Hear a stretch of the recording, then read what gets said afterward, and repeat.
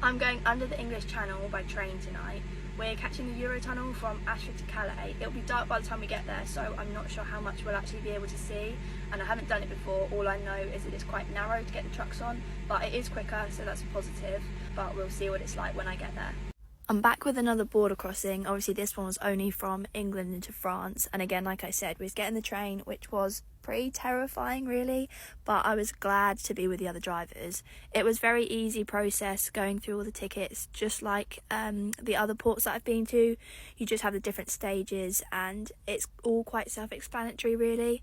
This lovely lady, she was so nice. I accidentally gave her the passport for Bear, so I was just telling her and showing her obviously the bear that I showed in the previous video. The next thing, we went through to like security, I suppose, so they stopped me. They did ask me to turn the engine off, which is what you can see in a minute. It was a bit embarrassing. At this point, he asked for my GMR, which is a goods movement reference. It's like a barcode, just another piece of documentation that they scan and check to make sure everything's okay and that we're basically registered. He also did a walk around check of the vehicle. That's sort of the security thing, I guess, just making sure that everything seemed okay.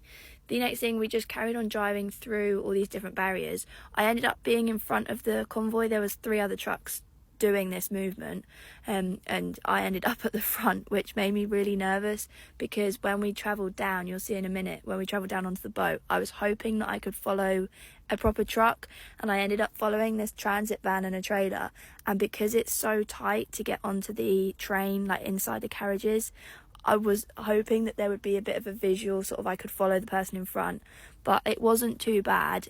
It was very uneven on the floor, so again I had it in ferry mode, which is where it lifts up the suspension and sort of clears, gives us a bit more ground clearance.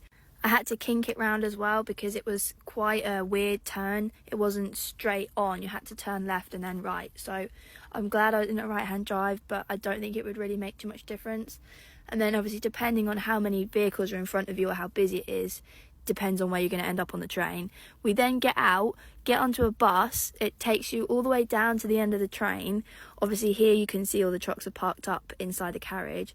Got onto the train. I didn't film anything inside the carriage because there was just a lot of people staring at me like normal, so I just filmed inside the toilet instead. It was a very weird tap.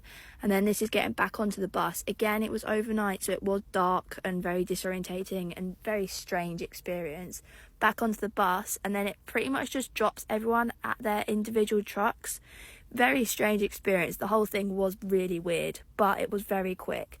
Got back into the truck, again changed it from UK to France because we've just touched down in France.